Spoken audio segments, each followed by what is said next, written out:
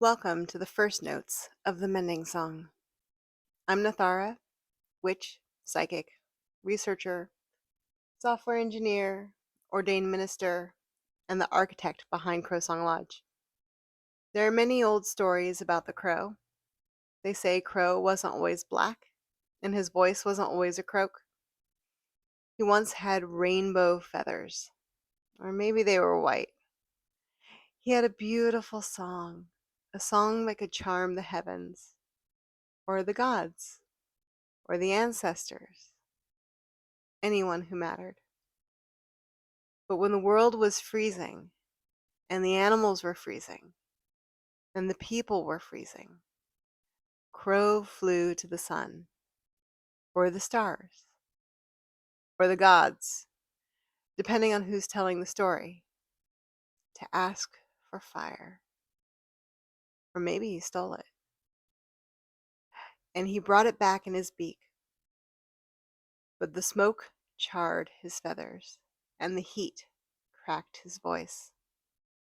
He lost his beautiful song so that we could live, so that we could have warmth, so that we could have a hearth. And I think about that story a lot because we live in a world that still has fire. We have knowledge, we have tools, we have systems, we have entire digital worlds at our fingertips. But we have forgotten the hearth. We have forgotten how to gather. We've made it illegal. We've forgotten how to belong to each other.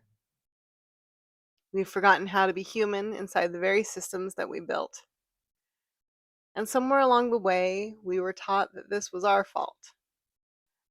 That if we were anxious, overwhelmed, lonely, burned out, disconnected, ashamed, afraid, or grieving, it meant something was wrong with us, that we were broken, that we needed to fix ourselves before we could be loved, before we could be trusted, before we could be useful, that we needed to be useful, that we needed to be spiritual enough, healed enough, productive enough, beautiful enough, calm enough, positive enough, acceptable enough. And I want to begin this podcast by saying something very clearly. There's nothing inherently wrong with you. You are a person. You are a human being navigating human life inside systems that are often not built for human wholeness. And that doesn't mean that you don't have wounds. It doesn't mean there's no healing to do. It doesn't mean that our choices don't matter or that we never need to change, learn, repair, apologize, grow, or do better. Of course we do. There's a profound difference between saying, I have problems, and saying, I am the problem. Between saying, I have wounds, and I am the wound. There's a profound difference between saying, I want support, and being told you are defective and you need to qualify your way into being acceptable. And so much of modern life is built on that second message. The beauty industry does it, the wellness industry does it, the productivity industry does it, and yes, the spiritual industry does it too.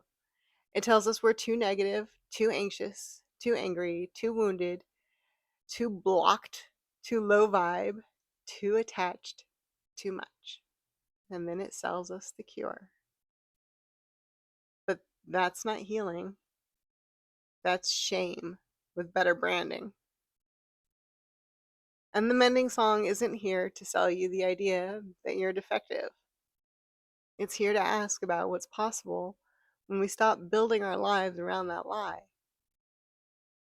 For a long time, we've been taught quietly, indirectly, but consistently that our lives come in pieces. There's your spiritual life, your gods, your rituals, your devotions, your ancestors, your intuition, and your healing work. And then there's your real life, your job, your code, your bills, your relationships, your body, your politics, your burnout, your nervous system, and your survival. And those two things aren't supposed to touch. Or if they do touch, they're supposed to do it neatly, aesthetically, marketably, in a way that looks good on the gram. But that split is the wound. That's the thing that is actually breaking us. Because you can't be whole if your life is in pieces. The Mending Song is about closing that wound, not by escaping the world, not by pretending everything is light and love, not by abandoning spirituality in favor of being practical, and not by using spirituality to bypass the very real conditions people are living inside. This is about the harder work, slower work, less glamorous work, the work of stitching things back together.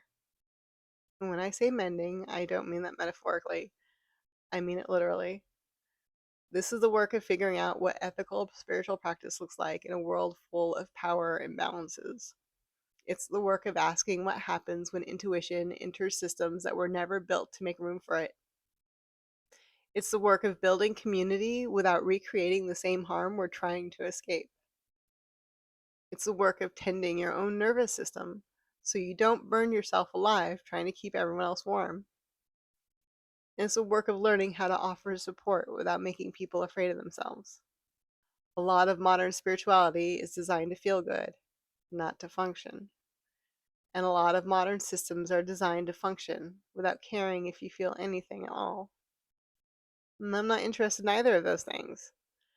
So sometimes we're going to talk about tarot, but we're going to talk about it as a real practice with ethics, with boundaries, with consent, and with consequences. Sometimes we're going to talk about spiritual harm, about toxic positivity, spiritual bypassing, the way love and light can become a weapon. Sometimes we're going to talk about technology, about the small web, about digital space, about what it means to build things that don't strip people for parts. And mostly, we're going to talk about community, what works, what fails, why so many intentional spaces collapse, and what it actually takes to build something that can last. Because community isn't just a vibe. It's not just a Discord server or a group chat or a workshop or a circle or a retreat. Community is a practice. It's a set of relationships. It's a way of exchanging care, knowledge, labor, resources, attention, and accountability. And in a world that teaches us to relate through scarcity, shame, competition, and fear, choosing to build something different isn't small work. It's hearth work. That's what CrowSong Lodge has always been reaching toward. It's a long-term vision of a physical place, a real hearth, where people can live, create, practice, rest, study, grieve, celebrate, and exist in a way that is not constantly pulling them apart. A place rooted in the belief that people don't need to be shamed into growth, that healing doesn't have to be sold through fear, that spiritual practice should make us more honest, more embodied, more responsible, and more capable of loving the world as it actually is. Not as escape from reality, not as a performance of enlightenment, but as a way of living. That is the thread running through all of this. Every offering, every conversation, every piece of content, every experiment, every question. It's all part of the same work. The work of remembering the hearth. The work of refusing the lie that we were born wrong. The work of learning how to belong to ourselves, to each other, to the land, to our dead, to our gods, to our tools, to our bodies, and to the world we're still responsible for.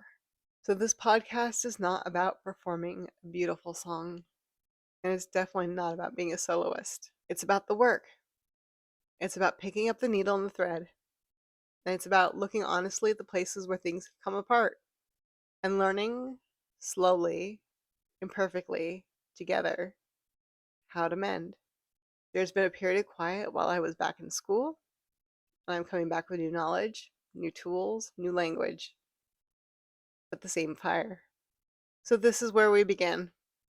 Not with perfection, not with answers, not with a promise that everything will be easy, beautiful, positive, or clean, but with a willingness to sit at the hearth, to tell the truth, to stop confusing shame with healing, and to actually do the work. Welcome to the Mending Song. I'm glad you're here. Let's get to work.